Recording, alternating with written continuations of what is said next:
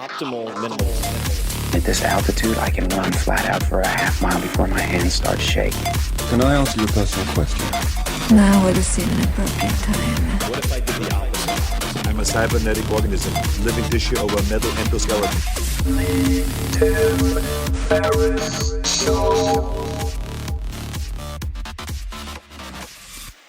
This episode is brought to you by Brave, the next generation web browser. I love Brave, and if you haven't heard about it, here is the skinny. Brave was built by a team of privacy-focused, performance-oriented pioneers of the web, and I do mean pioneers. Brave was co-founded by Brendan Eich, E-I-C-H, and Brian Bondi. Brendan was previously the co-founder of Mozilla Firefox and the creator of JavaScript. Brave now has more than 10 million monthly active users, and I'm one of them. Why? Why would I use Brave? Because Brave gives you unmatched speed, security, and privacy. And when I say unmatched, I mean the difference is hard to believe. And here's why. Every time you download a web page, when you go to any web page, you are not just downloading the text and images, you are also downloading web junk. This includes trackers and scripts that run in the background, slowing your downloads and wasting your time by an average of 5 seconds per page, while also draining your battery faster and costing you extra in data charges. There is a way to have the best experience web can offer, and that is by using Brave. Brave is up to 6 times faster than other browsers, and it's truly incredible how much faster everything is. I have used Brave, for instance, to get on airplane Wi-Fi when other browsers crash. I have used it to watch YouTube videos when it's just suspended in loading forever on other browsers. It's not subtle at all. There's a huge difference. Other browsers act like a vacuum cleaner for your data. So this is on the security privacy side. You're being profiled and tracked across the web. So what, you might ask? Well, data collected about you can be used to manipulate both your decisions and countrywide decisions like elections. And if you want more on that, listen to my episode with Tristan Harris.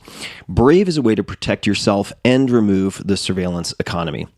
Brave also includes options, which I use quite often, such as private window with Tor for those seeking advanced privacy and safety. This browser feels intuitive. It's super easy to use. You can import your bookmarks with one click, and all your favorite Chrome extensions are also available with Brave. And it doesn't have to be either or. You can use multiple browsers for different things. Now, listeners of this show, The Tim Ferriss Show, can easily upgrade their browser for free. And all you have to do is go to brave.com/Tim. That's brave.com/Tim. I use Brave all the time, and I strongly suggest that you at least test it out. So go to brave.com/Tim and give it a shot. This episode is brought to you by Helix Sleep. Last year, I focused on dramatically improving a few things. Surprise, surprise. Most notably, the quality of my sleep, which seems to affect just about everything. This led me to revisit, you name it, my daily routine, morning routine, exercise, diet, all the way to what I slept on. And I ended up getting all new beds here in Austin, Texas, including mattresses from Helix Sleep. Helix has built a sleep quiz that takes 2 minutes to complete, and they use the answers to match your body type and sleep preferences to the perfect mattress. Whether you're a side sleeper, hot sleeper, cold sleeper, or you like plush, you like firm, with Helix, there's no more guessing or confusion. Just go to helixsleep.com/Tim, take their 2-minute sleep quiz, and they'll match you to a mattress that will give you the best sleep of your life. That is their promise. For couples, Helix can even split the mattress down the middle, providing individual support needs and feel preferences for each side. They have a 10-year warranty, and you can test drive your mattress for 100 nights risk-free. Right now, Helix is offering up to $125 off of all mattress orders. So check it out. Get up to $125 off at helixsleep.com/Tim. That's helixsleep.com/Tim for $125 off your mattress order. Take a look, helixsleep.com/Tim.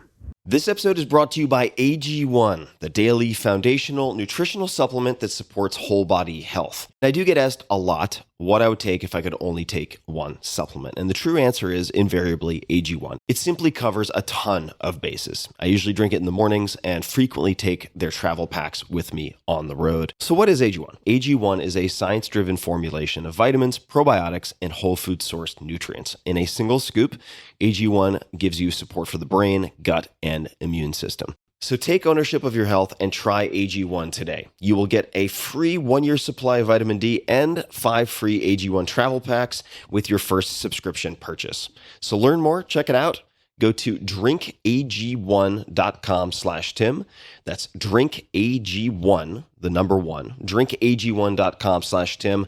Last time, drinkag1.com/Tim. Check it out. Hello, boys and girls. This is Tim Ferriss, and welcome to another episode of The Tim Ferriss Show, where it is my job to interview world-class performers and world-class experts of different types from all different fields. My guest today is Dr. Brené Brown. Dr. Brené Brown is a research professor at the University of Houston, where she holds the Huffington Foundation Brené Brown Endowed Chair at the Graduate College of Social Work. She has spent the past 2 decades studying courage, vulnerability, shame, and empathy, and is the author of 5, count them 5, #1 New York Times bestsellers: The Gifts of Imperfection, Daring Greatly, Rising Strong, Braving the Wilderness, and her latest book, Dare to Lead, which is the culmination of a 7-year study on courage and leadership. Her TED Talk, The Power of Vulnerability, is one of the top 5 most viewed TED Talks in the world, with more than 35 million views. Let that sink in. 35 million views. My goodness. She is also the first researcher to have a filmed talk on Netflix. The Call to Courage special debuted on the streaming service in April of 2019. She lives in Houston, Texas with her husband, Steve. They have 2 children, Ellen and Charlie. She also has a brand new podcast, should be launching right about now, called Unlocking Us, coming out March 2020. You can find it on Apple Podcasts, Spotify, or wherever you get your podcasts. Brené, welcome back to the show. I'm excited to be here. It's so good to see you. I love your digs. Thank you very much. Beautiful Austin, Tejas. Yeah. Although you can't see much of it right now with the cloud cover. But I wanted to start with 2 things that happened today. Okay. Number 1, talking to my girlfriend this morning, and she says, "Oh, who are you interviewing today?" And I say, "Brené Brown." She goes, "Oh, I love how casually you say that." And then a woman downstairs, I won't mention by name, who works in the building, similar story, similar reaction. And I have met so many women who are otherwise very tightly composed who start gushing at the mere mention of your name. And what I would love to hear you comment on is, what chord do you think you have struck, or what archetype are you providing that gets that response? Because it's not a common response. I know a lot of very successful or very famous women who do not elicit that kind of response from people. How do you explain that? No idea. No idea. No idea. I don't know. Yeah. Do you know? I have perhaps a theory. I mean, the only other person I've heard elicit similar responses is Esther Perel. So I love her. Have to imagine she's great. That has something to do with vulnerability, but is it just that? I mean, what is the feedback that people give you? Okay, so I do have a theory. Yes. And I don't know if this is the driver of that reaction, because it's still shocking to me. Like, normally, like if I walk up and someone goes, I still like look behind me, like, what's happening? Like, or mostly I'm looking for danger because that's how Right. I'm wired. But here's what my new theory is. My new theory is that it's not that people I think appreciate the research, they appreciate the work, but I think what really connects to people, kind of across gender, is what they really like is watching me struggle with my own work. So rather than being someone that's like, here's what we should all be doing, and I've got it all figured out, I'm like, this shit sucks. Like, and if I didn't think we had to do it, I'd be like, no way in hell am I doing this. Yeah. And so I think it's a combination of giving people language for experiences that we all have, and then being really forthright about how hard it is for me and how much I hate it sometimes. Do you know what I mean? I think I do. Watching the struggle. In the description of your new podcast, Yes. which will be launching shortly and is already dominating the charts with the preview. Congratulations. Thank you. I'm excited. One of the phrases that stuck out to me, and I might butcher this slightly, but it was something like the magic and messiness of relationships, or the human condition. But the magic and the messiness. So maybe what you're speaking to is not providing the highlight reel, which I think is Yeah. common, but, Totally. but also giving people the lowlights, which are part of everyone's experience. Yes, I'm like not a fan. It's like the ESPN play of the day. Yeah. Like there are like 5,694 pop flies missed. It's like, and then that means there's like 300 outfielders that are in a shitstorm. And like to me, that's much more interesting than the play of the day. Yeah. Yeah, I like the play of the day. I watch the play of the day. I'm a big sports person, but I don't often make the play of the day. So Me neither. Yeah. Which is precisely why when every once in a while I'll talk to someone involved with media and they're like, "Can we shadow you for a day?" And I'm like, "Absolutely not." No. It's because it's 99% just like missing the pop ball and having it hit me square in the face. That's 99% of the day. And I'm like, that's not going to make for compelling media coverage. No, and I get asked that sometimes too, and I'm just like, well, first of all, no, because like okay, I'm making a lunch for school, for my kid going to school. I'm unloading the dishwasher, this goes into a whole different topic. But I also have there's a line this is my life. Yeah, like the people I love can't follow me. Mm-hmm.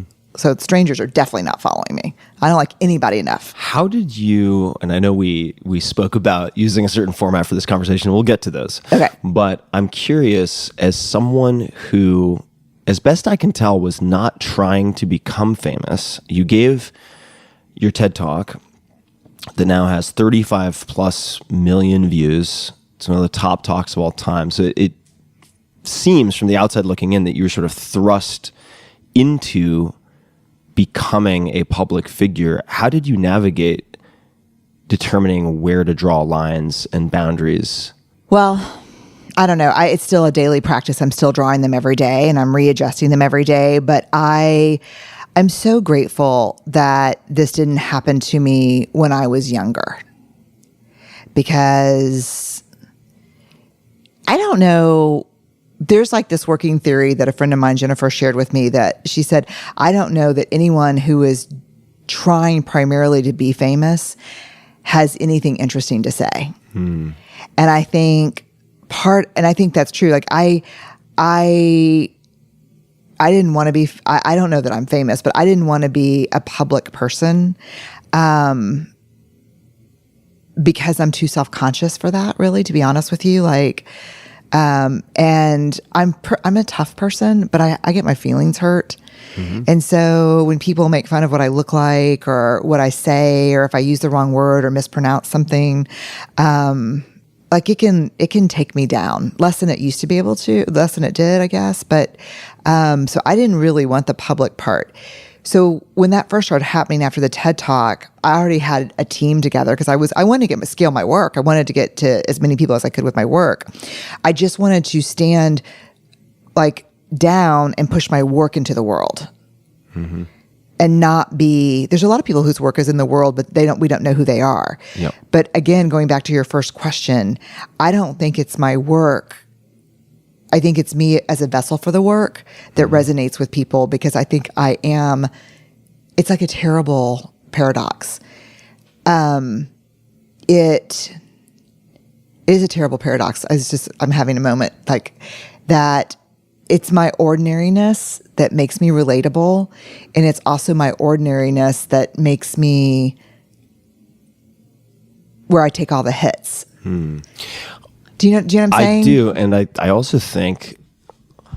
I'm not gonna. I would over drinks maybe debate the ordinariness, but I do understand what you're saying, and I think that in your displaying of your fully imperfect self, which we all are, right? In that ordinariness, doing what you do and putting your work into the world as you have is extraordinary. And so I think that may be a piece of why people connect and find it so inspiring, right? As opposed to seeing a LeBron James or whoever it is and going, well, that guy is a mutant. Yeah. There is that is a separate planet.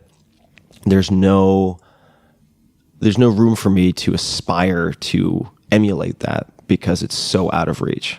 Does that make sense? It totally makes sense. Whereas when you are very vulnerable and discuss this struggle, people go, oh shit, that's how I feel. I didn't know people who do things like put work into the world and a TED Talk and this, that, and 5 best-selling books and so on could also feel that way and do the work that they do. Yeah. So yes, I definitely feel that way. I mean, I think the people who have followed my work for a long time were kind of just growing up together and learning together. I mean, when I started, I didn't understand that I could be brave and afraid at the same time. And now I kind of live in that. I feel brave right now because I'm with you here doing this, but I'm also afraid. And I'm like, I'm literally thinking, how much longer can I hold in my stomach and talk to him? And at some point, I'm just going to have to like breathe. Like, these are the things I think about, you know? And then I'm like, I shouldn't have worn the clingy, like, Rolling Stone shirt. I should have worn something like puffier so I could breathe. Like I'm just a normal person, but yeah, I'm just a normal, I think we're all kind of ordinary people. I get to do extraordinary things, but I think we're all ordinary people. But I think sometimes this world is tough because we shame and diminish ordinary. Mm-hmm. Ordinary lives or small lives. Mm-hmm. You know, ordinary moments are, you know, we chase extraordinary moments instead of like being grateful for ordinary moments until hard shit happens. Yeah. And then in the face of really hard stuff, illness, death, loss, the only thing we're begging for is a normal moment. Like, oh my God, can I please have that ordinary moment back? Mm-hmm. You know, can I please hear him come through the screen porch door? Can I please get a call from my mom or a crazy text? Like, then we want the ordinary moments. But in them, with all the noise, it's about the extraordinary right now. And I'll tell you a true story. I'm debating right now whether I should tell it or not because it's so fresh. But I just had to do a photo shoot for the podcast, like the image for Apple and everyone to use. And the photographer was great, Randolph Ford, and it was fine. It was at the Hotel St. Cecilia here in Austin, which was a really fun place to do it. It's a great place. So, and I'm like uncomfortably like, you know, doing that, like how much is too toothy, you know, that whole thing. And they said, well, come and look at the monitor. They're great. And then I stepped around to look at the monitor, and it was such shock to me because this was the thing playing in my mind. Like, I'm 54. I know who I am. I really like who I am. But then I'm looking at this monitor and I'm like, oh my God, because my training for 54 years has been, why are you taking pictures and having all these fancy people here when you're not perfect looking? Like, this is the realm of perfect people. Like, models do this and stuff, you know, like, but to see on these big screens with all these professional people against a white backdrop, like me, I'm like, oh my God, this is not what we normally see in a photo shoot behind the scenes, right? Mm-hmm. And it was just this moment that, like, it was such a metaphor for life. It's like I earned every single one of these effing wrinkles and stretch marks. Mm-hmm. Like, and this is the body, you know, that raised my kids and, you know, like, but that ordinariness can almost be, for those of us who haven't found a way to love it in ourselves, repulsive. You know, like, yeah, the realness, like, this is me. And so, like, when they were doing the photos, like, get ready, you know, photoshopping the photos, I was like, you know, make sure that I look my age, because I don't like the, like, shock and awe when I show up someplace and they're like, damn, was that an old photo? You know, like, it's true, but it's really grappling with, and I'm just going to say these things out loud. Mm-hmm. Do you know what, like, because, and maybe that's why people are like, oh, thank God someone's saying them out loud. Yeah, right. Because they're normally relegated to our secret shame lives. Yeah. You know, and we all have them. Yeah. Oh, for sure. Right? Yeah. Well, I'm glad that you are, it's not odd to put it this way, but showcasing that, right? I mean, I think it provides a sigh of relief to a lot of people who feel like they have to keep all those things relegated, or or feel like they have to divorce those parts of themselves in some way. Yes. Yeah. And I think it's there is a divorcing, there's an orphaning even, I would say, that, of these parts of ourselves. And it's not like, it's weird too, because people always say, this is an interesting question. I should ask you this question. Fire away.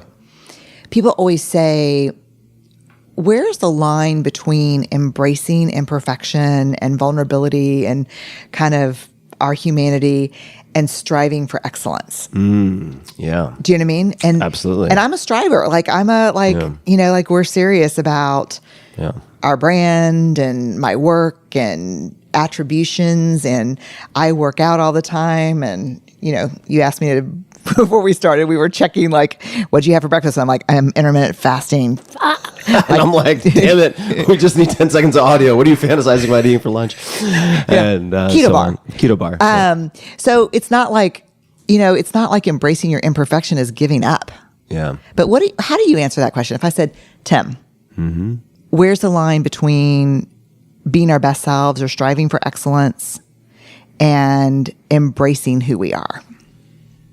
Funny you should ask, because we're recording this in January 2020, and I thought a lot about this on New Year's Eve and in the few days after the passing of the new year, when I was going through notes and photographs and everything from the past year. And I'm actually still doing that review. I mean, we're well through the midpoint of January, and I'm still doing my last year review. And one of the conversations with my girlfriend, with some of my best friends, was this topic exactly. And I can tell you where I landed, because I wanted to try to get the right phrasing for me of the question. So I talked about the line, right? And there were a number of different versions of the question. One was, how can you be self-accepting without becoming complacent? Oh, right? God, that's right? great. That's right? it. That was one, right? That's great. That was one. And then that's good. How can you, conversely, how can you be high achieving without being self-flagellating or self-abusing? And I thought about another good one. I thought about the line, right, as you phrased it. I thought about the line, and I realized that I had trouble answering that question, where the line is.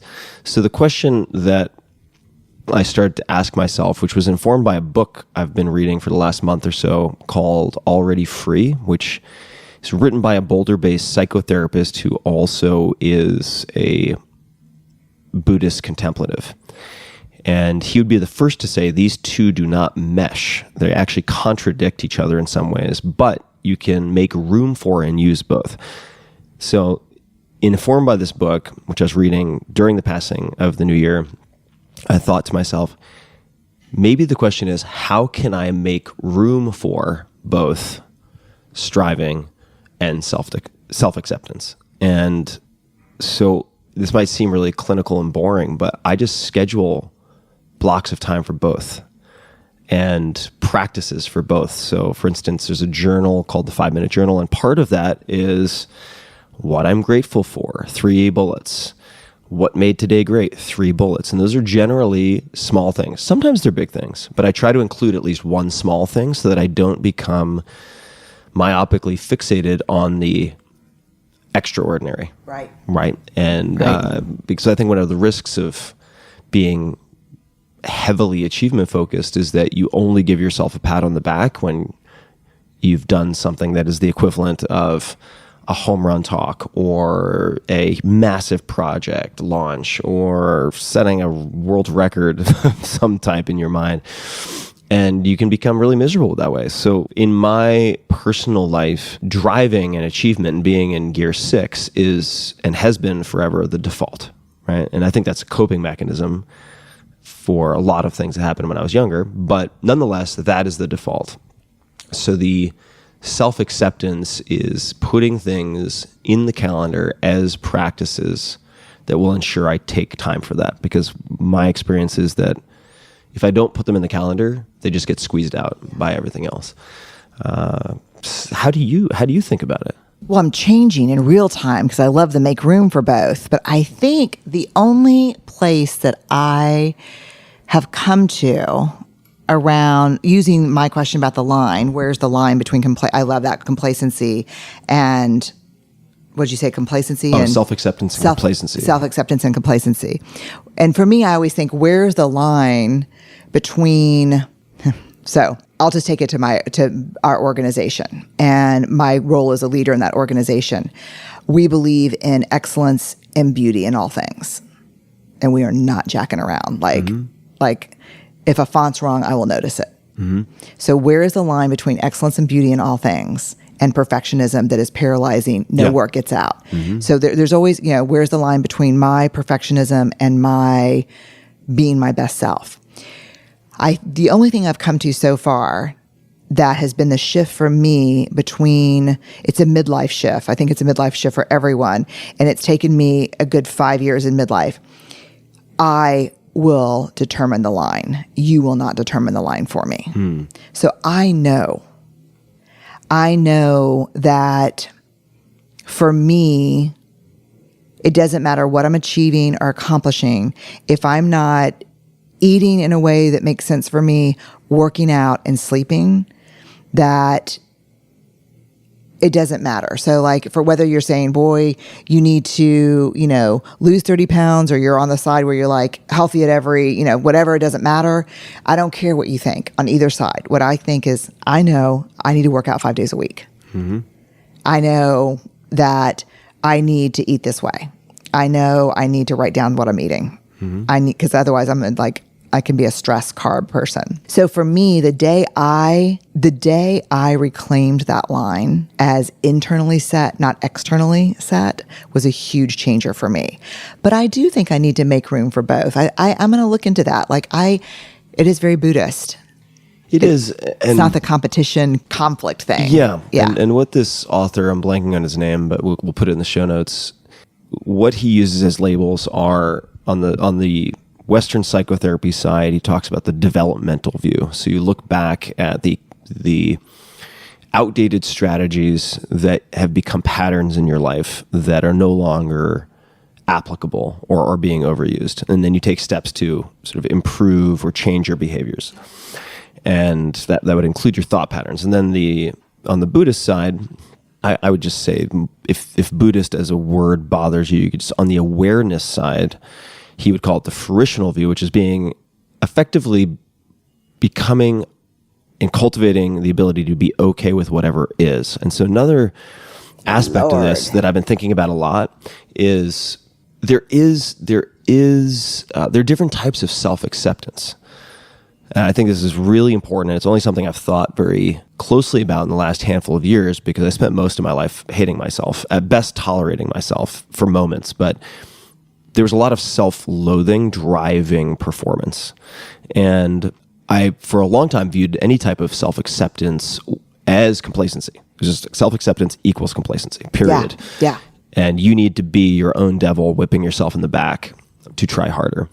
What I've realized, and this is informed by a lot of reading, of course, is that there is complacent self-acceptance, where you say, everything I'm doing is just fine. I don't need to change anything, and I shouldn't change anything. Okay, I need to stop there for a second. You can edit it, but I'm a pauser. I have to think. There is such thing as what? And I can modify. But I want you to say what you just said. So what I said is, I do think there are multiple types of self-acceptance. Right.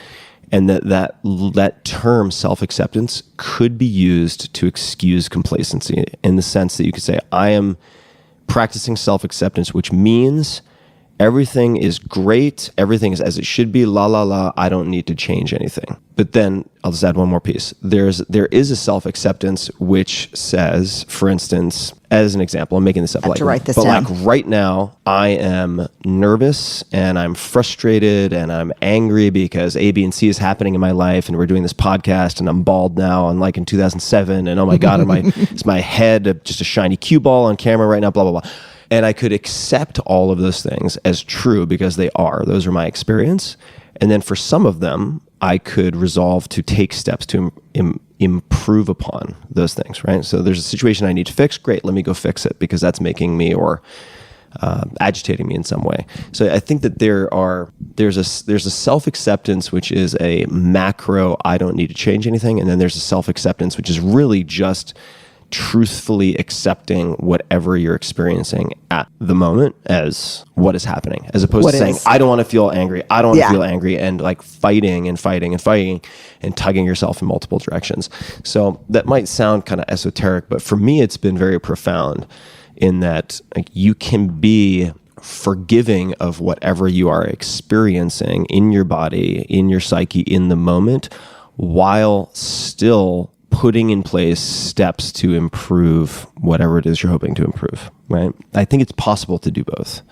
I think it's possible to do both too, for sure. I do, because I think I live both. And I go back to like the Jungian belief that the paradox is the only real thing that has enough tension to capture human experience. So I think you can have self-love and self-acceptance and want to be better in ways. I think, and in fact, I don't think you can change without. Okay, so here are the paradox. Here are the things I want to unwind. I don't think you can truly change for the better in a lasting, meaningful way unless it is driven by self-acceptance. I agree with that. Yeah. So I think beating the shit out of yourself for performance, which, I work with a lot of sports people now, it works. And if all you have to do is pay someone for one season, or all you do is one game or one whatever, you're okay. But lasting, meaningful change has to be driven by self-acceptance. Yeah. The other thing that is just so shocking to me about complacency and self-acceptance is, as I think back, and I would really have to go into the data, but just sitting here, I don't think I have ever come across a single person not a single person that I can think of who was complacent, driven by self-acceptance. Like, I don't know that is not an oxymoron. I got to tell you that, like, self-aware complacency doesn't work for me as a construct. Self-aware, no. I don't. Or self-accepted complacency. Yeah. I don't know that I believe that. Yeah, I mean, I'll push a little bit. I knew you were going to, because by the look on your face. Yeah, I would say. I hope you caught that in the camera. And I think that I'm struggling for the right terminology, but I think we all know people who are alcoholics, have various issues, totally, and they are in denial of having problems. Yes. Let me stop you there. Yeah. And say that is neither self-awareness nor self-acceptance. Definitely not self-awareness. But not self-acceptance either. Well, and maybe there's a better word, but I would just say that there are people who are delusional to the extent that they either believe they don't have a problem that they have, or they have a problem and refuse to accept it as a problem. I think for sure. Right. So we can go a lot of directions with this, but I would say that I think we can agree there are complacent people, right? There are complacent people. And among those complacent people, I think there are those who hate themselves. There are those who sort of love themselves and are narcissistic. And I know a number of these. And then there's a lot in between. And I think that there are complacent, in some respects, complacent narcissists who, almost by definition being a narcissist, love themselves. So is that self-acceptance? Maybe yes, maybe no. I would say that it is, but it's a disabling self-acceptance. Whereas, to your point about lasting behavioral change, I think that at least psychologically, if you are divorcing parts of yourself, if you hate parts of yourself, aspects of yourself that have been informed by your history, and I'm borrowing this phrase from somewhere else, but like what you resist persists, for sure. Right? And that you are going to carry that unproductive and in some ways self-defeating tension within you, even if someone is forcing you to change your behavior or incentivizing you to change your external behavior, right?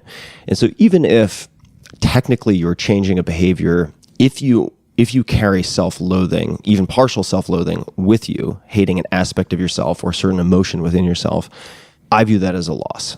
Agree. Yeah. So, this is getting out there a bit, but this is the type of stuff that sometimes I worry that I've lost my audience. Can I make a confession? Yeah. Because for a long time, I was thinking about writing a blog post about this, but for a very long time, if you look at all the books that I've written, it's like book on entrepreneurship, book on physical performance, book on cognitive performance and learning, and the 4-Hour Chef, et cetera, et cetera.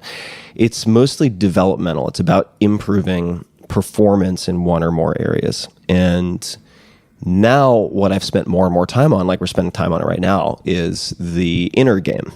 For sure. And the importance of developing a keen level of self-awareness so that you can examine the contents of your, this is going to get super woo-woo for a second, we're just going to say, but the contents of your consciousness, right? Like wherever you go, you're carrying your mind with you. And so to develop a familiarity with that, I think is the crux skill that underlies everything else. And you and I both know plenty of achievers who are miserable, who are for sure high performing, well-known people who are utterly miserable. And to me, the question of why is that, how can that be the case, is the question that I'm extremely interested in these days. And but I worry that having built an audience who is largely, but not entirely, kind of go, go, go, rah, rah, rah, win, win, win. There's nothing wrong with that, but people who are trying to develop skills and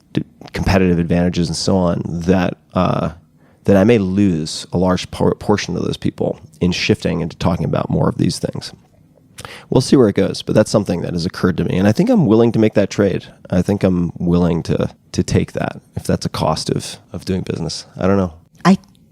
So a couple of things. One, the go, go, go audience that you've built, this may scare them, but I mean, as someone who works with elite athletes and professional folks and CEOs and those things, what I can tell you is this is the hardest challenge you've issued.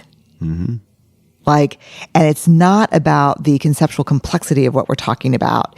It's about unlocking performance is one thing. Unlocking people, way harder. Way scarier, and unlocking ourselves and creating self-awareness. To me, you would be remiss not to go here, because, I don't know. I think like something you said when you were talking about, we all know a lot of narcissists and they love themselves, but that's actually not true. Do you know that narcissism is the most shame-based of all the personality disorders? Narcissism is not about self-love at all. It's about grandiosity driven by high performance and self-hatred. It's, I define it as the shame-based fear of being ordinary. And so you have this audience that, and I'm one of them. I mean, and I'm probably an outlier, I guess, it's like me being a Rush fan. Of course, there's always outliers. No, but the audience is like 40 to 50% female, but I appreciate. Yeah, it is. It's shifted a lot in the last handful of years. Yeah, but I think, when I get invited in by a Fortune 50 CEO, and she says, "Look, we need help. We need help with the team. They're not asking me to help with time productivity." Right. They're not helping me to set up a Scrum or Agile process for software development. They're saying, we're at each other's throats. We hate each other. It's a shame-based finger pointing. It's all about self-awareness and changing those behaviors. And to me, the hard thing about this area in your work is a lot of what I've learned from you that has changed my life has been not only effectiveness-based, but efficiency-based. Mm-hmm. And so where you can lose people with this conversation is this is not an efficient process. Yeah, right. Do you know what I mean? Mm-hmm. I don't think there's a 4-hour self-awareness. It's like, I have no plans to write that one. Yeah, but people would love it if you could unlock that fast. But to me, this is the capstone conversation for you. Yeah. Do you know what I mean? I do. Because what's it all fucking for? Yeah. I'm fit, I'm winning, I'm smart, I'm successful, and I'm on my third marriage, and I don't speak to any of my children. Yeah. Which you see a lot, or I see all the time. All the time. Yeah. Right, because I'm gonna tell you, not to dismiss the importance of that work. That's easier. Yeah. Yeah, it is easier. It is easier, because the thing about these conversations that you and I end up having every time we sit down, or this is the second time, but both times we've sat down, is what differentiates us as a social species is the need to be seen and known and loved. and the need to see and know and love others. And no one rides for free. Like we all come into this adulthood with hard stuff. And what I would say is true about complacency. And 95% of what I see that people call pathology is it's armor. Yeah. It's not, it's armor. It's behaviors and ways of thinking that I've developed to protect myself from being hurt. So I have a question for you about that. And I'm just going to reach in. There we go. All right. So you're good. You're good. So my question related to armor is, I'll get to through a segue, which is a quote that I want to say Tara Brach, the well-known meditation teacher, also writer, Radical Acceptance is a fantastic book, shared with me, which I'm going to paraphrase, and it's along the lines of, a great sage once said, there's only one real question that matters, and that is, what are you unwilling to feel? I've thought about that a lot, and not to say I have any concise answers to that, but I think it's an anecdote really worth meditating on. I've thought about it. What do you say to the people you meet who are on the third marriage? Their kids don't talk to them, and there are certain things that they have convinced themselves, subconsciously or otherwise, maybe through an abusive upbringing or trauma, whatever it might be, that it is unsafe to feel certain things. And you come in, they've asked for help, but they do not want to open Pandora's box, right? They do not want someone to drag them into the deep waters of emotions that they've kept under lock and key for so long. How do you help someone like that? What do you suggest to them? Because it does get messy, right? It's going to get messy before it gets clean, right? Yeah. At least in my experience, it's like you're going to do spring cleaning. Guess what? You got to take all the things that are up on the shelves, all the things in the drawers, all the things that are hanging on coat hangers, and you're going to put them in the middle of the room, and it's going to be a mess. It's going to be a fucking mess. Yeah, and you're going to be pissed that you did it halfway through. But you can't really get past go without that type of step. So for someone who's listening to this and says, you know what, I buy it. Like, I get it. And yet, what do I do? Because I've had on this armor for so long. So I would say a couple of things. I mean, the first thing I always feel like is really important to say is that I'm a researcher, and so I'm not a therapist. That would be differentiate me and Esther. Like, I don't see clients. If I go in and I'm working with CEOs and this question comes up all the time, what I would say to people is Pandora's box is closed right now, but are you under the impression that you're living outside of the box or in the box? Yeah, I like that. You know what I mean? Like, you don't want to open Pandora's box, because that's strange to me, because you're living inside Pandora's box. And what I feel like you've asked me to come here to open it up. Like, we're not going to do this process without walking through some deep shit. There's going to be deep, swift water. And if the water is super deep and swift, you need to go through that with a therapist and get that settled before we work in the organizational way. But what I would say to people, what I always say is the same for me, and I'm sure the same for you, that we all grew up and experienced to varying degrees trauma, disappointment, hard stuff. We armored up, and at some point, that armor no longer serves us. And so what I think I would say to that person is, how is not talking about this serving you? Mm-hmm. Like, I've been sober for 23 years, so someone in AA would be like, how's that shit working for you? Mm-hmm. But I probably would put a softer spin on it than that. Right. Over black coffee and a cigarette. But I would say that it's not serving anymore. Mm-hmm. And now the weight of the armor is too heavy, and it's not protecting you. It's keeping you from being seen and known by others. Mm. And so this is, just tell you quintessentially, this is the developmental milestone of midlife. From late 30s to, through probably your 60s, this is the question.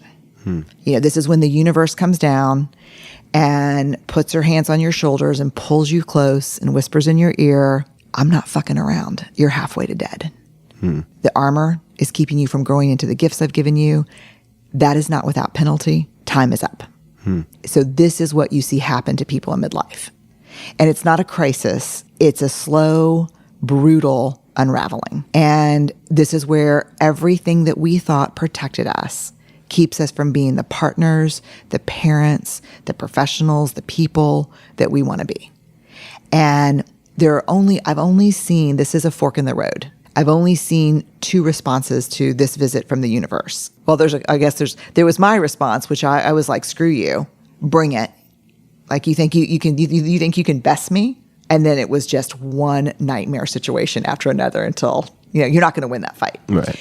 I think if you say, you know what, I'm not going to do it, then you've got to double down. These are the people that walk through the world, double down on their own shit, in denial, cheek squeezed as they walk, and cause so much pain in the world. Yeah. To themselves as well. I mean, right. Yes, because it is so much easier to offload pain than to feel pain. Yeah. And so you really have a choice in midlife, whether you're going to, identify, the first step of it, the whole process is what armor. And I'm not saying just pull off all the armor and streak through Austin, because I think you can replace the armor with something. I think it's curiosity is what you replace it. You just become very curious about yourself, about the world. Why did I react that way? When Tim asked me that question, I wanted to hit him over the head with a Topo Chico bottle. What was going on there? Do you know what I mean? What is my obsession about this? You just become very curious.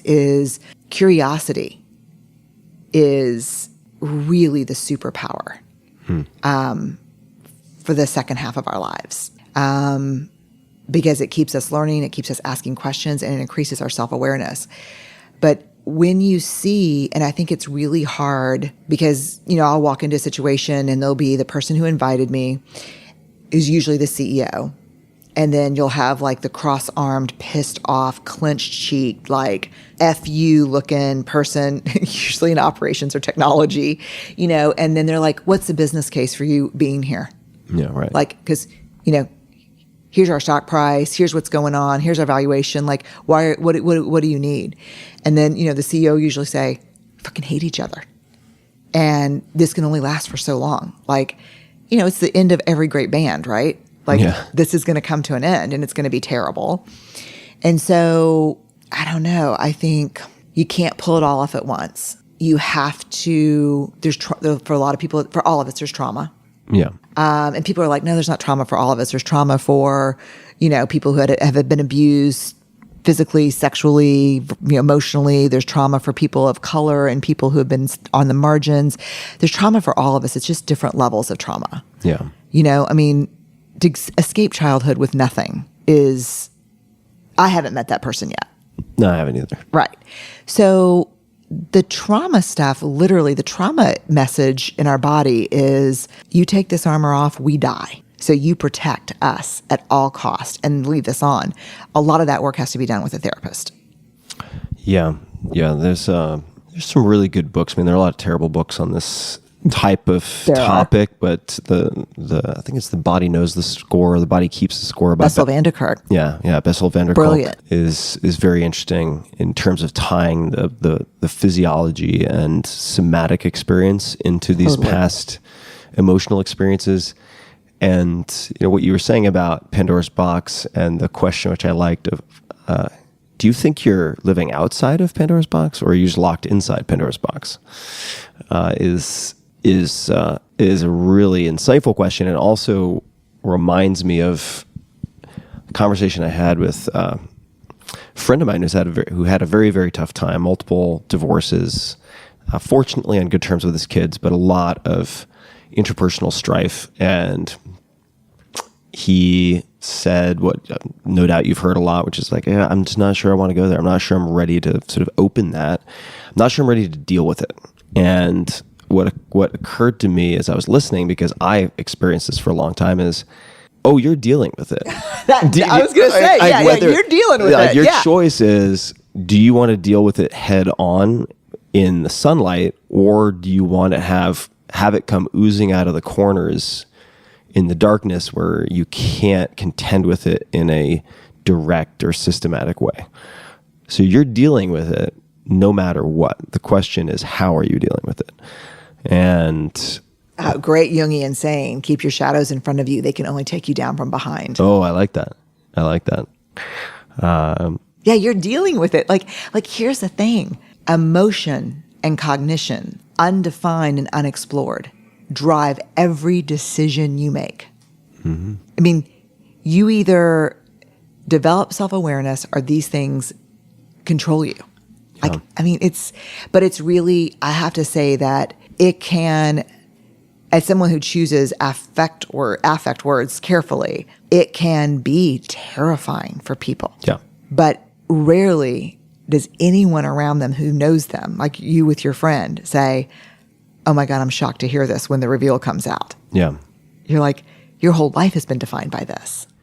Yeah, and I would also like to say, and this has just been my experience and my experience observing a pretty decent sized group of close friends who have had this realization in the last, say, 10 years, that the process of becoming curious about your subconscious programming and the old scripts and the armor can feel messy, and it probably will be messy, and it'll feel terrifying.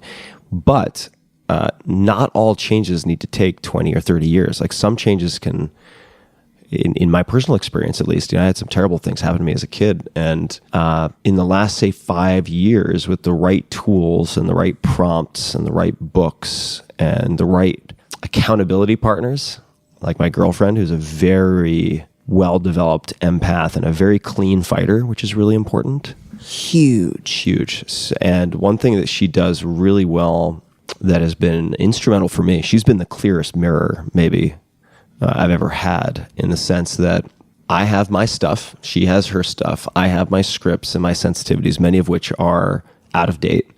And we set time to do what we call batching. So rather than having lots of interspersed criticisms or constructive pieces of feedback that may not be taken the best way by me, especially at 3 p.m. on a weekday, we'll set time aside to sit down and we will take turns. And this is a format, it may not be the best format, but it's something we came up with that works for us, where we'll tell the other person what they're doing well, like what they're really doing well, what we think we are doing well, and then we'll ask for what we would like more of.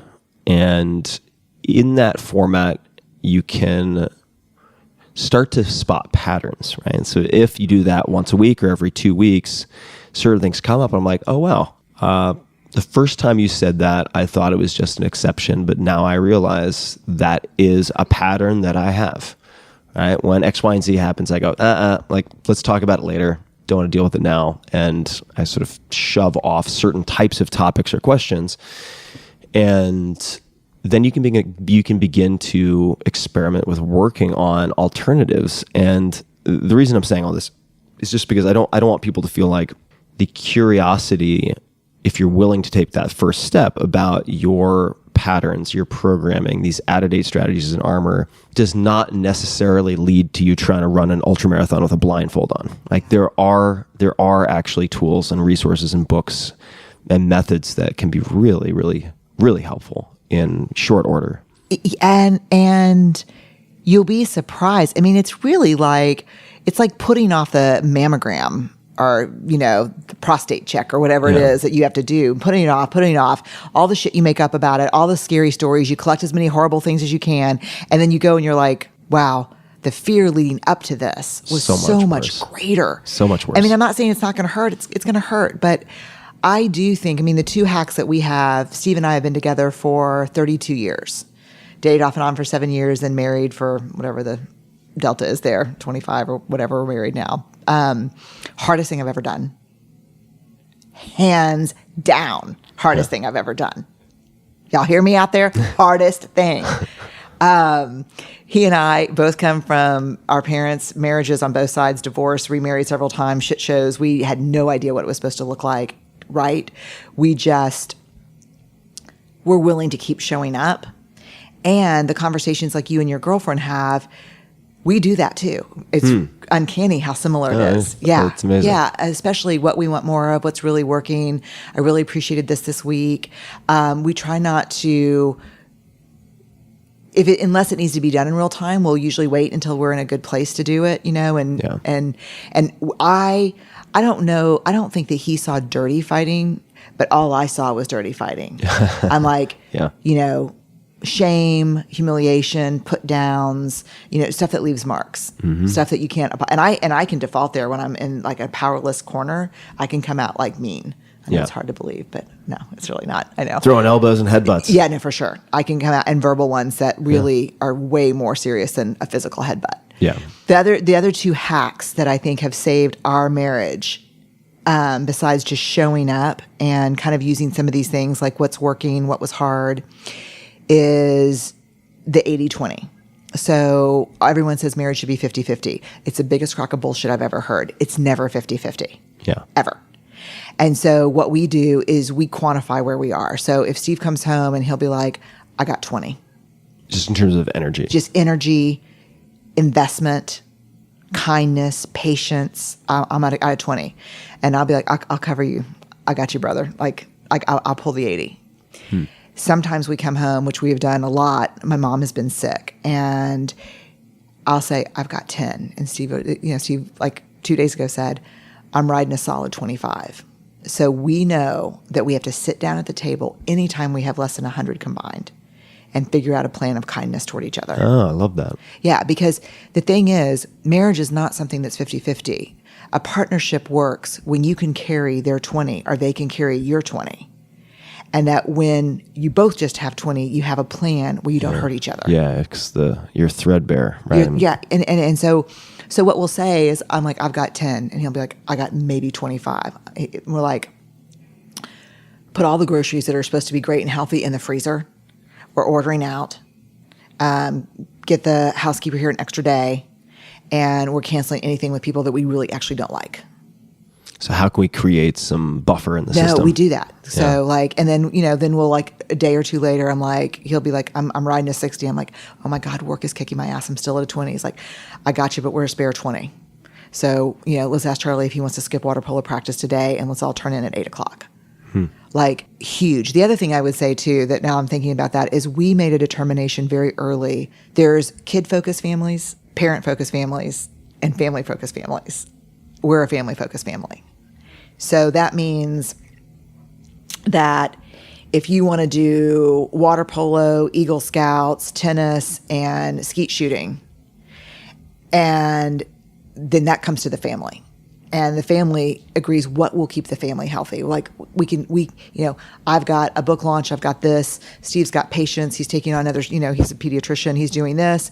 So what works for our family right now is you can do 2 extracurriculars, and I'm going to have a 2-week tour, not a 4-week tour, but we put the family as the system that we serve. It's not the kids at the parents' cost or the parents at the kids' cost. It's the family. And it is remarkable.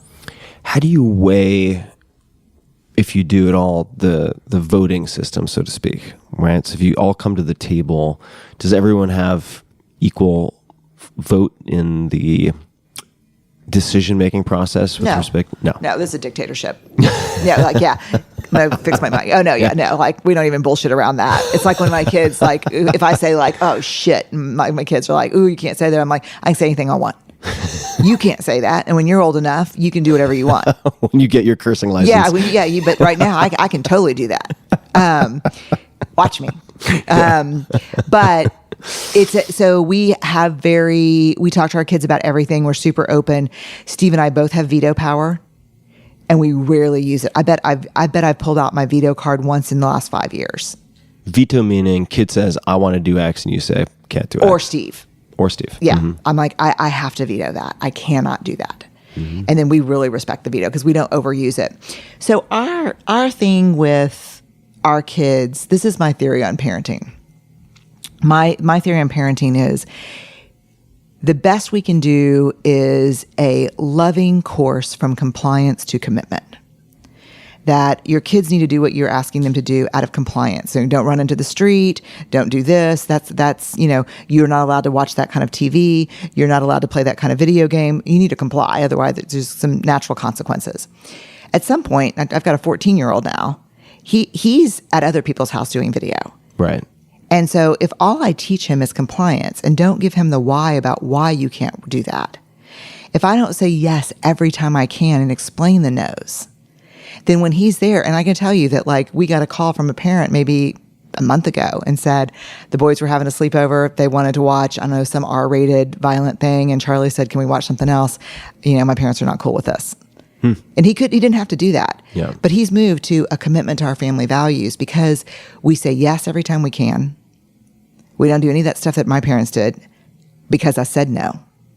We explain. So in the voting process, we'll sit down and say, here's the fall semester. Charlie's like, I've got guitar, I've got, this, I've got this, and I've got this, and I'd really love to do this. And Steve's got, here's what my fall looks like. We still keep time in semesters. Here's what my time looks like. We're going to be able to do 2 curriculars. You can choose. Mm-hmm. Why not? A lot of my friends are doing that. 5. Totally understand. Different families have different ways of operating. And it was like my daughter when she went to high school. She's a junior now in college. But we sat down with her and said, the number of AP courses that you'll take will be limited by your time. You won't go to bed past 10. You will not miss a single dance. You will do something every weekend with friends. We will not participate in the race to nowhere. Like, you don't need to graduate with 40. And she's a super academic kid. She's like, what? I'm like, she's like, but I need to take this and I need to take this. I'm like, it's not going to work that way. And then when she got to college, we were like, we're not paying for it if you already know what you want to be. You're 18. So what does that say more? I'd like to hear more on that. So does that mean that you wanted her to, well, actually, I'm not even going to speculate. So could you elaborate on that? Take every class that's interesting to you. Mm-hmm. Learn who you are. Because if I had $1 for every interview I did with a late 20, early 30-year-old that got on the engineer, lawyer, doctor path, because that was the moving escalator for smart people, who was depressed, hated what they did, never even knew that you could be a shoe designer or a casting director or a microphone builder. If I had $1 for every one of those, like...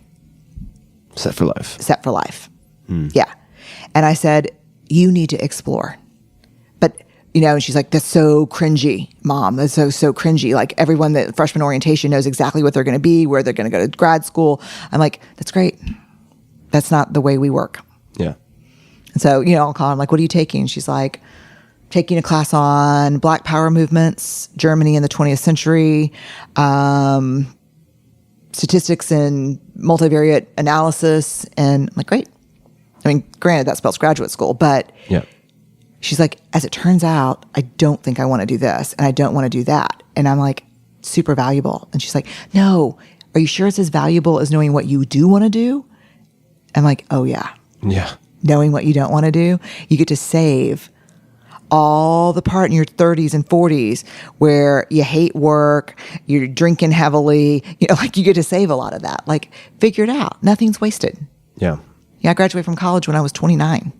Mm-hmm. I was like, go see the world. Get a job. Wait tables. Everyone I know is better at who's waited tables. Better human being. Yeah. Yeah, I think everyone should have to work at least 1, preferably 2 service jobs. Yes. Yeah. Yeah, you really learn a lot. Yes. Yeah. Yes. I mean, like that, and like, that's what I always tell Ellen. You get one job where you're serving the public. And you do not ever date a guy who's a dick to a waiter. Yeah. Yeah. So I'm going to suggest we could talk for hours and hours and hours, because I know we have a finite amount of time today, that we switch to the format that was anticipated. Yes. And I did this previously with my friend Dr. Peter Tia, and it was fun. So I want to try it again. And it is talking about things you're excited about, or thinking about, things you've changed your mind on, and then silly, absurd, stupid, anything that you love Okay. doing. And I got my homework. I'm so glad we're Perfect. going to do this Yes. because I prepped. I know. And you know, know. I like my gold star. I'm a self-aware Yes. person, but I've like got my I still like my gold star. Okay. Got my gold stars in my wallet. And so why don't we start and we'll go one from each Okay. bucket. if Really? Is that okay? Or we could do it the other way. How would you like to do it? Oh no, I want to do it batched. You want to batch it? Yeah. Okay, let's batch it. Is that me like being like asserting myself into your process? I'm all for it. Okay. Great. I'm good at asking All right, for what which, I need. Which I'm working category would you like to start with? on it. Okay, Tim, let's take 5 things I've changed my mind about in the last few years. Wonderful. Let's do it. Okay. And this is like a rapid fire? You can take as much or as little time on it as you'd like. I will probably ask some follow-up questions, but fire away. 5 things I've changed my mind about in the last few years. Further, faster. Okay. What does Was that mean? always my motto. How can we go further faster? How can we go further faster? And then investors started coming about 5 years ago and saying, can we invest in your business? I'm like, you know, when you're a thought leader, like, what does that look like? And I'm like, no, I don't want to do that. So we kind of self-funded learning platforms and ways to scale the business further faster. I've learned through painstaking, weirdly, have you ever heard this? Painstaking success. I haven't. Like but I'm the I only get person that like shut down businesses that were doing really well because I hated it. Yeah. Like the one thing I've changed my mind about is I'm a slower, closer kind of person. I'm not a further, faster person. So we've changed our Jim Collins hedgehog to scaling our own work, to creating world-class research and content and partnering with people who scale as opposed to scaling. Like we were hiring all these people and getting new desks and I was like, what's happening? What's happening here? Yeah, it's like scale, the magic word. Yeah. I'm not a further, faster person. The further, faster I go, the crazier I get. And the slower, closer I am to my real life and grocery shopping and unloading the dishwasher and loving on people, the better I am. So I'm a slower, closer person. Dang it. Number 2, sobriety is a superpower. Yes. I thought it was I never thought it was a pain in the ass. To be honest with you, I have never missed drinking. No. I've missed drinking 5 or 6 times in the 23 years I've been sober. And I can't explain it to you except it's when my anxiety, which I can struggle with, is so high that I feel like the only thing that will put it out is something that I shouldn't be using. So, and I've never wanted a drink when I'm in my food zone. When you're in your food zone. Yeah. So my food zone is pretty like my normal, and I text you about this all the time, so I always want your advice. But my food zone, not because it's a thing, but because it's my food zone, is kind of keto-y. Yeah. Yeah. So like I'm probably insulin resistant from a lot of yo-yo dieting my whole life. And so just that kind of macro of kind of high fat, moderate protein, low carb is my jam. And I just feel good. So I think of my keto prick, and it's binary, which I learned from you. It's like when I texted you, like, should I go slow carb or what are you thinking about this? And you're like, the thing about keto that you need to be careful about is the binary nature of it. You're on it or off it. Yeah, you're either in ketosis or you're not. Right. And so for me, that helps me with kind of the food addiction stuff. Because I'm an abstainer. I'm not a moderator. Yeah. You know what I mean? I totally understand. I'm the same. I'm very binary. Yeah. And so for me, it's great. I just don't eat that stuff. It's not like I negotiate the bread basket. I just don't eat the bread basket. And in the big book, they talk about when you work a program. Could you describe for people what the big book is? Because I had never even heard this term until yesterday. Really? Yeah. Alcoholics Anonymous big book. And I'm not I worked at AA for the first year. And then for the last 22 years, I work my own program. It's like got components of AA, but it's also got some Buddhist stuff in it and some kind of daily examine Catholic stuff and my own thing. I work my own program with some like serious accountability partners. But in the AA big book, they write one of the promises of sobriety, if you stay in fit spiritual condition and do your work, is the gift of neutrality, where you're neither running as fast as you can away from the booze or the food, nor are you running away, you're not running for it or away from it. It's just neutral. Yeah. And so for me, like the bread basket now is neutral, the wine, but my sobriety is really a superpower. I would attribute, including my marriage and the fact that I'm proud of how I've raised my kids and my career, to the fact that I'm sober. That when shit gets hard, I stay in it. You know what I mean? As opposed to trying to Numb it out. dull or numb. Yeah. Work it out. Work out it out. Drink it out. Eat it out. So I've really changed my mind of looking at it from an albatross to it's kind of a superpower. Yeah. Yeah. I like that. Bangs. I just got bangs. Me too. Yours are so cute. You kind of got the curtain bang. I like it. You've got a really big curtain bang. Yeah. Just bangs. I'm gonna get implants. Just bangs. That's so. What are their names? Like, Just forehead curtains. what is that? Like the Three Stooges. Oh, yeah, exactly. yeah. I changed my mind about bangs. Usually, I only got bangs in my 20s. After I broke up with some asshole, so it'd be like cigarettes, wine coolers, and bangs. It was always the answers to that. But That could be a next memoir. yeah. Really, and every woman in the world yeah. would be like, "Oh my God, cigarettes, bangs, and a wine cooler." I'm in. Some asshole just broke up with her. Like, yeah, Buy 10 copies. yeah. Okay, so my last one, I've got 6, but I'm gonna just share 4 or 5. Okay. One thing I've changed my mind about. This is what goes back to our earlier conversation. If you can't do it 100%, don't bother. Yeah. Like That's a I was good like, one. I'm not going to like cook every meal at night until I can do this class I really want to do at the CIA, the Culinary Institute of America, you know. Yeah. And now I'm like, you know what?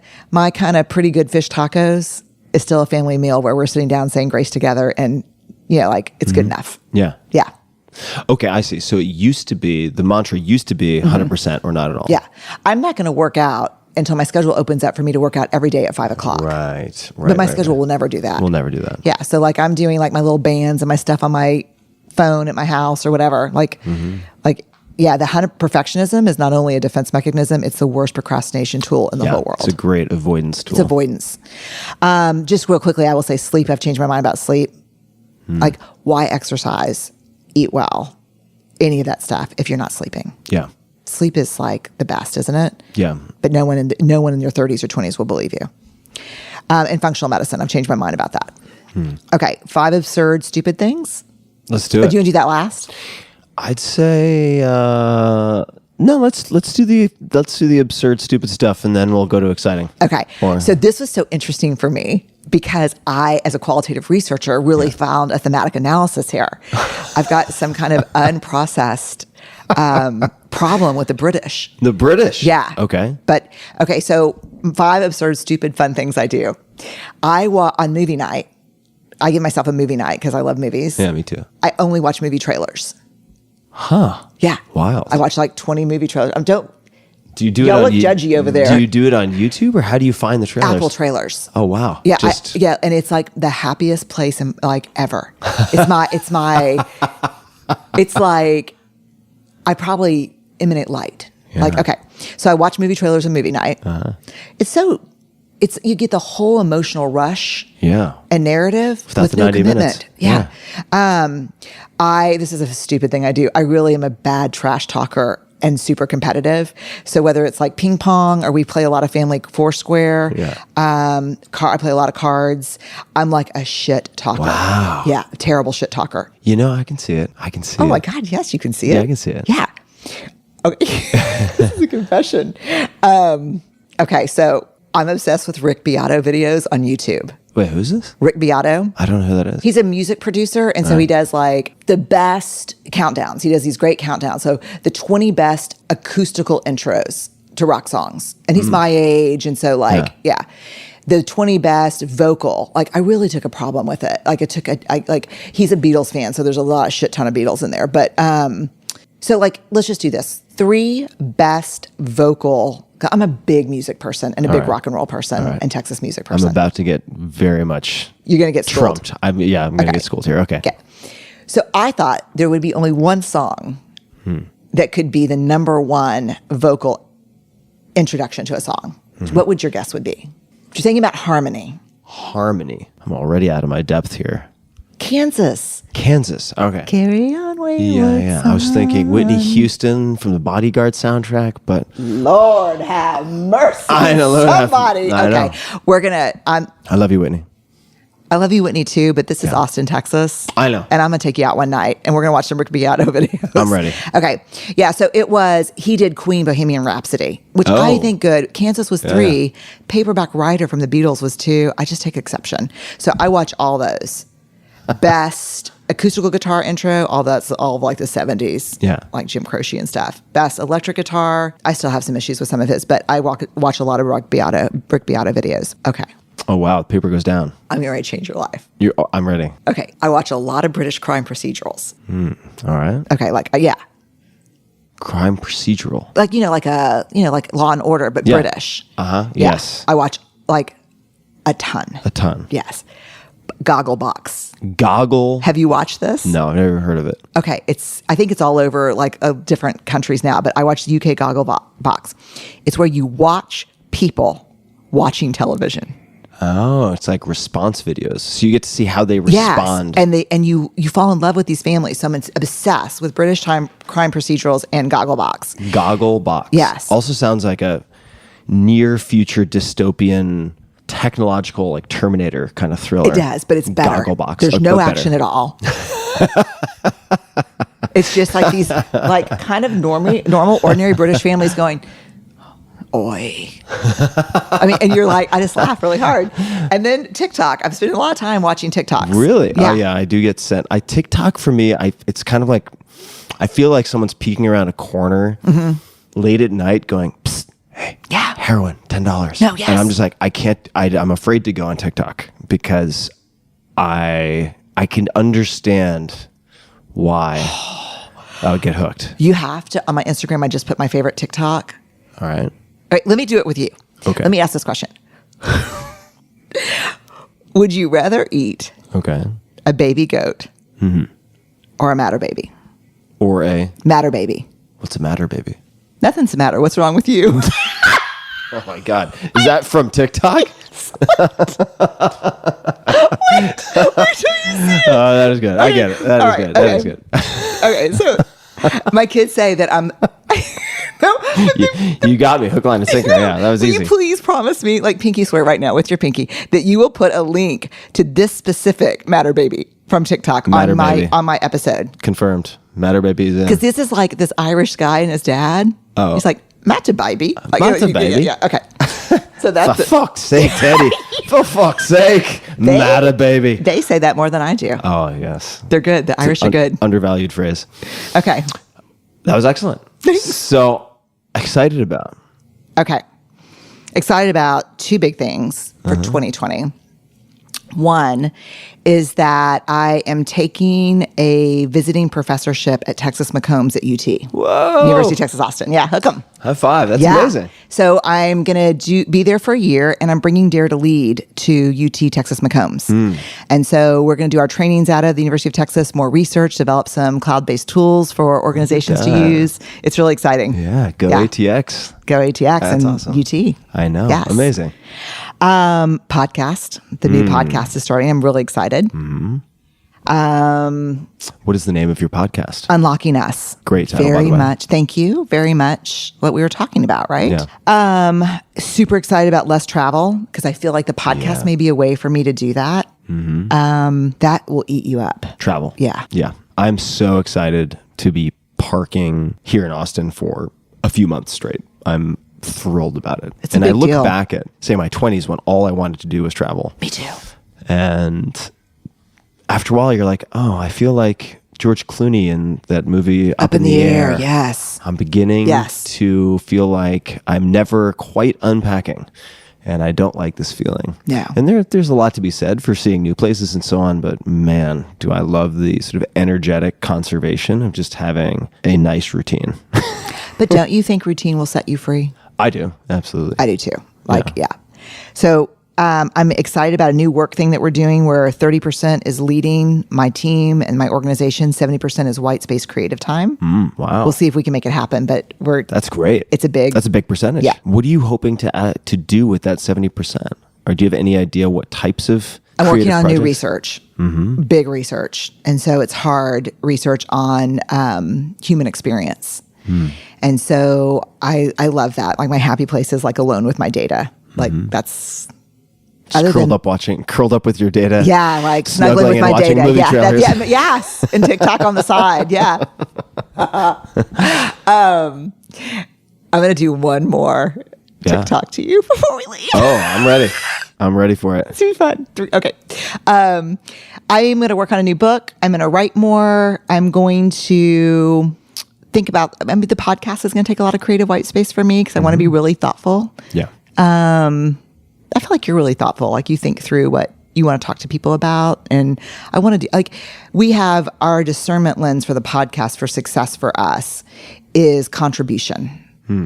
And so if at any point I feel like a book will not make a contribution, I pull it back. Yeah. If at any point I feel like this is just contributing to all the bullshit and the noise, I'm going to pull it back. So I think in order to meet that discernment goal of contribution, I have to be really thoughtful. And I think that's going to take creative space. Yeah, I think you'll do great. I also think you have an attunement to other people's emotional states that elicits a lot of very vulnerable truth. And I think if you have that, you're set.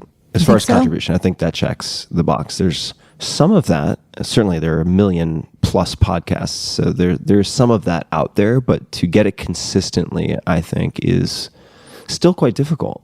I think it is hard. As an audio listener, if you're looking for those raw moments of truth and messiness within which you can find and learn so much, I think you are very gifted at doing that. So if you do that consistently, I think you're in good shape. Thanks. I'll come to you for mentoring. I will. I will make no claims to have good answers, but I can certainly make up some answers and do my best. Okay, one last for Yes, TikTok. let's do it. Okay. I have to put this down. You can hold that. Okay, I'll hold this. Oh, wow, it's a graphic TikTok. Okay. What is this? What is that? Looks like, to me, a butterfly. Okay. What are these? Wings. Okay. And what is one called? A wing. Okay. Put your microphone down. And then give me 2 thumbs up. You have to get closer to me.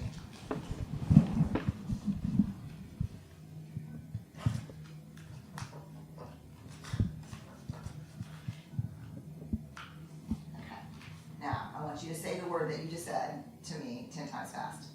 Wing, wing, wing, wing, wing, wing, wing. Hello? Wow. All right, TikTok. First one's on us. That was good. No, I'm not. Allow it to embarrass. Wing, wing, wing, wing. Please tell me there's an Elmer Fudd somewhere in that TikTok. There should be. There has to There be. should be There like has an to be, animated remix with there Elmer has Fudd. to be, yeah. That's probably our age. We might be too but this is my hashtag wholesome TikTok. I'm so I like it. I love it. Well, I'm so happy that you're going to be spending more time here in Austin. Yes. How exciting. Yeah. And where can people learn all about your latest interests, including TikTok, your latest projects? Where can people best find you? BrenéBrown.com. All of the things. All the things. BrenéBrown.com. Yeah. So nice to see you again. It's so nice to see you too. It was so fun. Yeah. So to be continued. Yeah. Oh, yes. To be continued. And for everybody who's watching or listening, you can find show notes, links to everything we've talked about, including the promised TikTok videos in the show notes at tim.blog/podcast. Hey guys, this is Tim again. Just a few more things before you take off. Number 1, this is 5 Bullet Friday. Do you want to get a short email from me? Would you enjoy getting a short email from me every Friday that provides a little morsel of fun before the weekend? And 5 Bullet Friday is a very short email where I share the coolest things I've found or that I've been pondering over the week. That could include favorite new albums that I've discovered. It could include gizmos and gadgets and all sorts of weird shit that I've somehow dug up in the world of the esoteric as I do. It could include favorite articles that I've read and that I've shared with my close friends, for instance. And it's very short. It's just a little tiny bite of goodness before you head off for the weekend. So if you want to receive that, check it out. Just go to 4hourworkweek.com. That's 4hourworkweek.com, all spelled out, and just drop in your email and you will get the very next one. And if you sign up, I hope you enjoy it. This episode is brought to you by Helix Sleep. Last year, I focused on dramatically improving a few things. Surprise, surprise. Most notably, the quality of my sleep, which seems to affect just about everything. This led me to revisit, you name it, my daily routine, morning routine, exercise, diet, all the way to what I slept on. And I ended up getting all new beds here in Austin, Texas, including mattresses from Helix Sleep. Helix has built a sleep quiz that takes 2 minutes to complete, and they use the answers to match your body type and sleep preferences to the perfect mattress.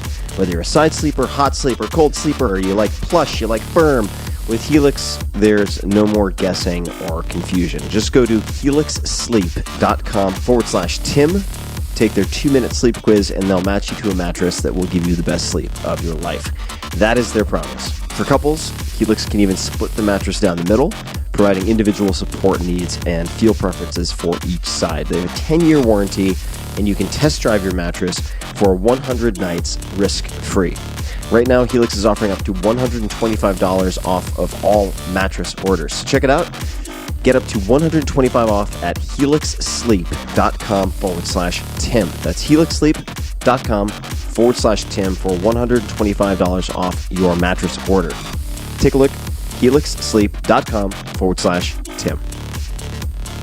This episode is brought to you by Brave, the next generation web browser. I love Brave, and if you haven't heard about it, here is the skinny. Brave was built by a team of privacy-focused, performance-oriented pioneers of the web, and I do mean pioneers. Brave was co-founded by Brendan Eich, E-I-C-H, and Brian Bondi. Brendan was previously the co-founder of Mozilla Firefox and the creator of JavaScript. Brave now has more than 10 million monthly active users, and I'm one of them. Why? Why would I use Brave? Because Brave gives you unmatched speed, security, and privacy. And when I say unmatched, I mean the difference is hard to believe. And here's why. Every time you download a web page, when you go to any web page, you are not just downloading the text and images, you are also downloading web junk. This includes trackers and scripts that run in the background, slowing your downloads and wasting your time by an average of 5 seconds per page, while also draining your battery faster and costing you extra in data charges. There is a way to have the best experience web can offer, and that is by using Brave. Brave is up to 6 times faster than other browsers, and it's truly incredible how much faster everything is. I have used Brave, for instance, to get on airplane Wi-Fi when other browsers crash. I have used it to watch YouTube videos when it's just suspended in loading forever on other browsers. It's not subtle at all. There's a huge difference. Other browsers act like a vacuum cleaner for your data. So this is on the security privacy side. You're being profiled and tracked across the web. So what, you might ask? Well, data collected about you can be used to manipulate both your decisions and countrywide decisions like elections. And if you want more on that, listen to my episode with Tristan Harris. Brave is a way to protect yourself and remove the surveillance economy. Brave also includes options, which I use quite often, such as Private Window with Tor for those seeking advanced privacy and safety. This browser feels intuitive, it's super easy to use, you can import your bookmarks with one click, and all your favorite Chrome extensions are also available with Brave. And it doesn't have to be either or, you can use multiple browsers for different things. Now, listeners of this show, The Tim Ferriss Show, can easily upgrade their browser for free, and all you have to do is go to brave.com/Tim. That's brave.com/Tim. I use Brave all the time, and I strongly suggest that you at least test it out. So go to brave.com/Tim and give it a shot.